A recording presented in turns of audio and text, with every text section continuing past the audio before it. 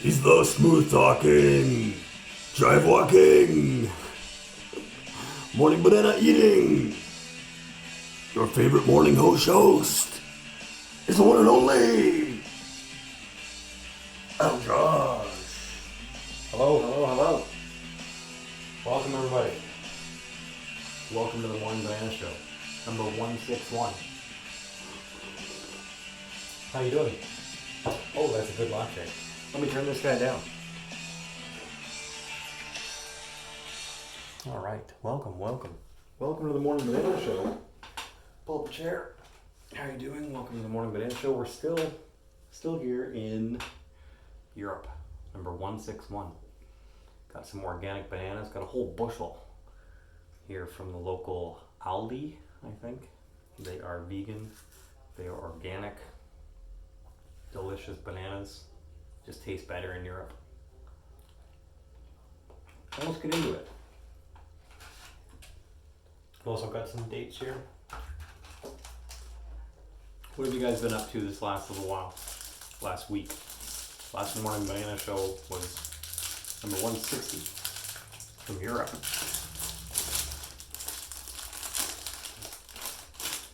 When I recorded that show, the Morning Banana Show 160, I think it was a week ago, roughly. I had just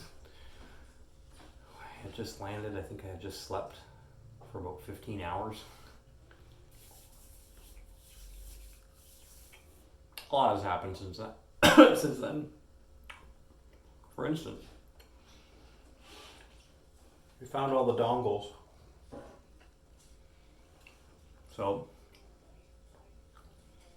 everything here is 220. They don't have GFIs here in the bathroom, which is very weird. So there's no internal switch that will shut off in the bathroom if it accidentally gets wet and arcs.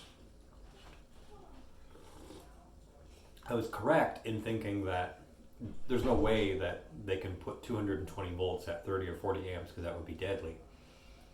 All of the outlets here are rated down to 16 amps, which I'm not really comfortable with arcing 220 volts even at 16 amps. Nevertheless, that is what they are rated or are reduced to, for amperage at least. I made myself a pour over latte this morning. Frothing the milk by hand. Something hard to find so far is what I'm used to is silk almond milk creamer. That's been hard to find. So I've been making my own creamers, and it's okay.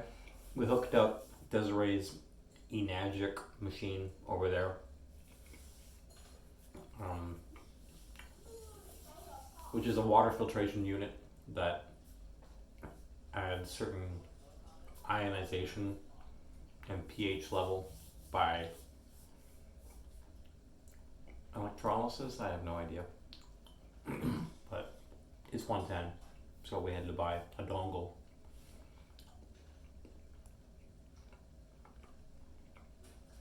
To get it down to 110 from 220. I'll show you.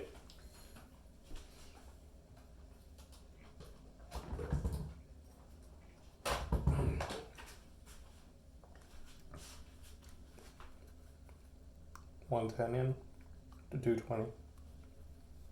I'll usually say the rating's right on it. Does not convert voltage. Well, it's not very exciting. Max 315 watts, 15 amps, 220 volts.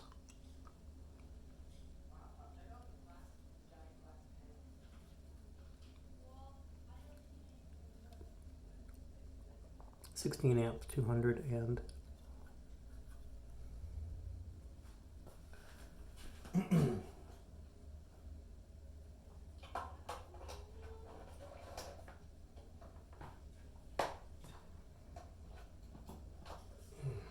so nevertheless,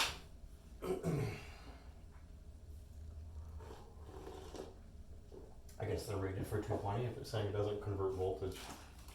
Why would they make a North American plug for 220? Confusing. Anyway, the machine works. We had a proper inverter on it to reduce and convert it down to 110. It wouldn't work. Side issue. One of the things that we had planned while we were here was a trip to Legoland, which is the one that we went to is here in Germany. And we got a hotel there and spent the whole day there, and then headed back in the evening. That was fun. The kids obviously really like Legoland. And if you follow my YouTube or Twitter accounts, you'll see that I was sharing and posting from there, about results matter. And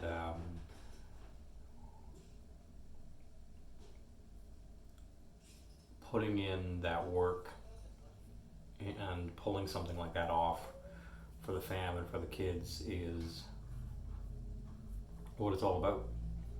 I'm 42. I don't feel like I'm gonna live forever, and I'm trying to give my kids the best life that I can, and that includes going to Legoland. Heck yeah. Yesterday we went to a Lego store, and they picked up, I gave them a budget, so this is what I wanted to talk about actually, was teaching your kids about finance, Forex, ledgers and accounting via Lego. An odd topic for a morning banana show, but that's actually something that I had in mind to mention. So, if you buy your kids Lego in Canadian dollars, and give them a budget in Canadian, then that's one thing. You say, okay, here's $100 and you can budget it. But when you give your kids a budget of say $100 and then they have to buy it in euros, then they're learning about Forex, because right away the kids are saying, Dad, do we have the budget that you gave us in euros or in Canadian dollars? So they get to learn about, okay, actually the Canadian dollar is worth a little bit less in euros. So, and then on top of all the Forex exchange fees, or the foreign exchange fees and conversion loss,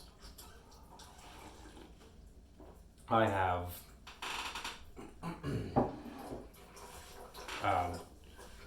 foreign exchange transfer fees if I'm putting it on card. So I'm showing the kids, hey, these are the fees that I'm paying. So they're accounting on a ledger, okay, Dad gave us a certain amount of money to spend. And immediately, I'll tell you how good my kids are. You've seen me talk about my kids, my 13-year-old, my 10-year-old. Immediately when I gave them this money as on a ledger to spend, they said, we would rather invest it, Dad. Those are my boys. But I said, no. There's a time in life to invest your money, yes. But there's also a time when the hands are open, or the Visa is open, the MasterCard's open, or it's open credit card, or it's open account, and you have to spend money. I don't want to teach my kids that your whole life is just about constantly investing money. It's not just about investing, it's being able to do the things that you want to do. So there's a time to open up the wallet, is what I'm saying, and to loosen up the change purse. So I said, I want you guys to spend this money so that you can feel what it's like to spend this much money. It wasn't $100, by the way, but it's really none of your business. So they buy this toy, this Lego set that's I think 399 euros. And of course then the other one wants one. So now they have two. They're building them right now in the other room. And I didn't know this, unbeknownst to me. The older one, Caden, is like hugging me and crying afterwards and emotional, and he's saying, like, Dad, I've always wanted this. Nobody in my class would ever have anything like this. It's been my favorite and my favorite toy. I've never been able to get it. It says 18 plus on it. And I know I can build it. I've never been able to get it. It's too expensive, and all the other kids' parents say it's too expensive. And you just bought two of them for us? Yeah. So they're enjoying that. They're building that right now. But so they're learning about, I said, keep it on a ledger. So, you know, they started out with a certain amount of money, and now they've subtracted that minus foreign exchange fees, minus the actual conversion rate, and it equals a certain amount. I told them to date it. And so they're learning how to keep a ledger and keep track of their finances, which, least of all, you know, count the money that you're spending. So if you're trying to keep track of it, at least count it. Count your bills, you know, add them up and keep the receipts.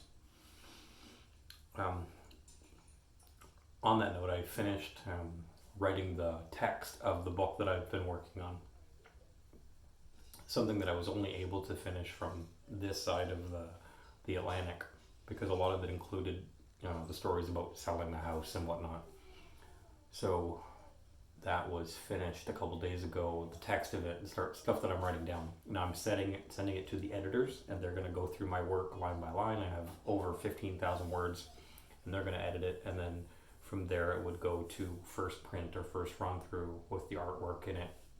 And eventually, I'm not setting a timeline, but I thought at some point, maybe around the holidays, but I don't think it's likely. So sometime next year I'll have the first copies available of the groundbreaking investment book that I've been working on. I also have this idea to work on like a companion book, a book that promotes the book, another book that promotes the book. Something I've been thinking about. I'm just kind of kicking the idea around. I might not do it, but it's basically like,